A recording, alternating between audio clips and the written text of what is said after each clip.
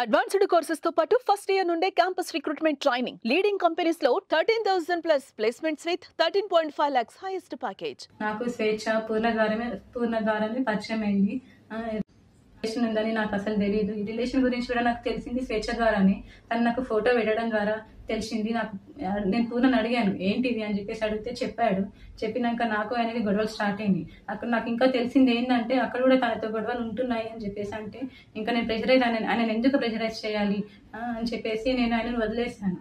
ఇంకా నేను ఎందుకు ఇప్పుడు మీడియా ముందుకు వచ్చానంటే అరణ్య ఆయన మీద చేసిన ఆరోపణలు చూసి నేను తట్టుకోలేక నేను ముందుకు వచ్చాను. నేను మీడియా ముందుకు ఎందుకు వచ్చానంటే ఇప్పుడు స్వేచ్ఛ కూతురు అరణ్య మా ఆయన మీద నిందలు వేస్తుంది. ఆ నిందలు నేను చూసి తట్టుకోలేక నేను వచ్చాను బయటికి. నా పిల్లలతో పాటే అరణ్యను కూడా చూసుకున్నాడు.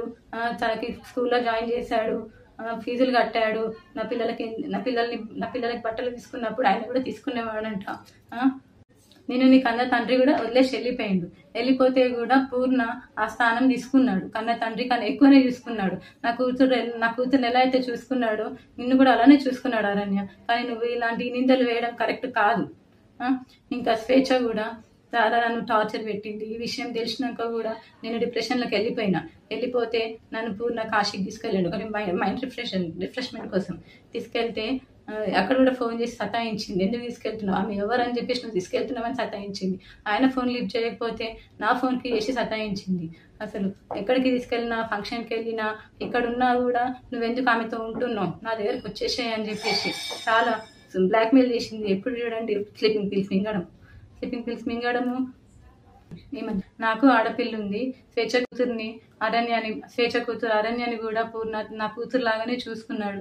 నాకు తెలియకుండా పిల్లలని ఆమె దగ్గరికి తీసుకొని వెళ్ళి ఆడిపిస్తుంటే వచ్చేవాడు. తర్వాత నాకు నా పిల్లలు చెప్పారనమాట, అమ్మ ఒక అక్క దగ్గరికి వెళ్ళి ఆడుకుంటున్నాను, ఒక ఆంటీ ఉన్నది, ఒక ఆంటీ నన్ను అమ్మ అని పిలవమని చెప్పింది అని చెప్పేసి నా కూతురు చెప్పింది. నా కూతురు చెప్తే నాకు తెలిసింది. ఇంకా అప్పుడు నాకు తెలియదు తన వెనకాల ఎవరుండి చెప్పిస్తున్నారో కూడా నాకు తెలీదు. కానీ ఇవన్నీ చేయొద్దు అరణ్య నువ్వు. మా ఆయన మీద నాకు నమ్మకం ఉంది. ఆయన అంత చెడ్డ మనిషి కానే కాదు. ఇంత చేరదీసిండు అరణ్య. మీ మమ్మీని ఇంత చేరదీసినా కూడా నా బతుకుని మీ మమ్మీ ఏం చేసిందమ్మా, తీసుకొని మమ్మల్ని రోడ్డు పాలు చేసేసింది. ఇప్పుడు నా జీవితము ఏంటి, నా పిల్లల భవిష్యత్తు ఏంటి అరణ్య. నాకు కోర్టు మీద నమ్మకం ఉంది. మా ఆయన నిర్దోషి. నేను ఆయన ఎలాగైనా కాపాడుకుంటాను. సుమన్ టీవీలో మీ పర్సనల్ అండ్ బిజినెస్ ప్రమోషన్స్ కోసం కింది నెంబర్కి కాంటాక్ట్ చేయండి.